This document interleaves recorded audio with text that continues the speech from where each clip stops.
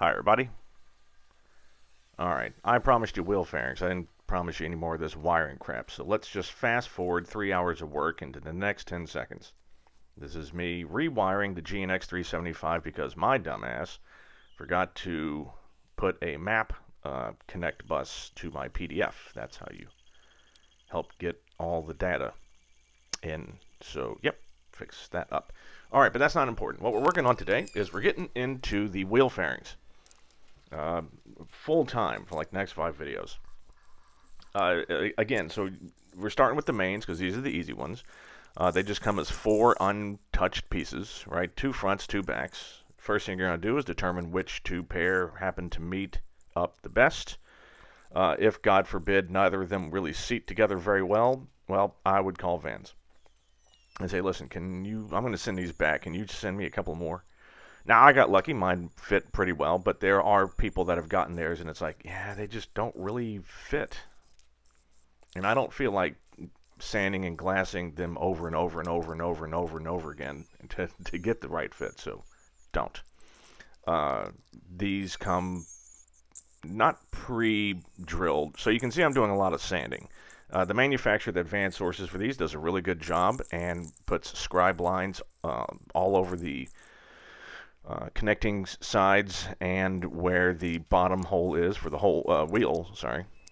And so first thing you're going to do is you're going to go across all the pieces and you're going to sand down to the scribe lines. Those are, again, and these are just sort of like guidelines. It's not necessarily the 100% completed product size, but that's the instructions. So you're going to sand those down, and you're also going to sand the connecting the adjoining like connecting surfaces of the 2 pieces to make sure that they have a nice fit. You'll see me just sand, and then try to put the 2 pieces together to see how they fit. You do this over and over and over again until you are satisfied that the 2 look pretty nice. And I think that also includes going across so the back piece has the male half of the connector, and you have to make sure that it's only like 3/4 of an inch long, so you have to sand that down some and stuff like that. And there you can see me put them back over and over. The idea being, once you've got everything seated and it looks pretty good, we're going to tape them together. We're going to line them up. You're going to tape them together, and then you're going to drill some holes in them. Right? The plans show you exactly where to drill.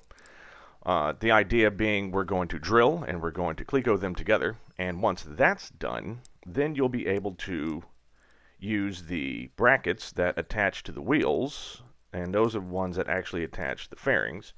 You're going to put them on the inside, shine a giant light through them, and drill some holes. Right? That's how you sort of match there. You can see me drilling the holes there. Now, these weren't that easy because they'd already been gel coated, so shining a light through it, while it did technically work, it had to be a pretty bright light, and it didn't really work that well. Anyone that's done this that has like the plain old pink colored finish, which is just plain old fiberglass with no gel coat, will tell you so much easier to do with those. Alright, so here you can see I'm drilling the holes out, and it's basically just, go from the very top center, drill a hole there, and then go out to the side, say 2.5 inches around the curve, and then another 3 inches for the next set, etc. And once we're done, so the idea behind this, right, everything's done in a proper order. So you sand them down to make sure they fit. You drill and cleco them to make them sort of a one-piece thing. And then what we're going to do is we're going to get a Dremel tool. We're going to mark on the side where the gear legs go. Like I said, these aren't left and right, these don't come left and right already pre-marked. You determine which side is which. And you're going to mark a square on the side where the 2 pieces meet, and then you're going to Dremel that out and sand that clear. There you can see me marking the hole and drilling it. Now, it doesn't have to be perfect because there's going to be another connecting fairing between it and the leg fairing, so it doesn't have to be perfect because that's all going to get covered up. The important part is that it's big enough for the leg to stick through with no interference, right?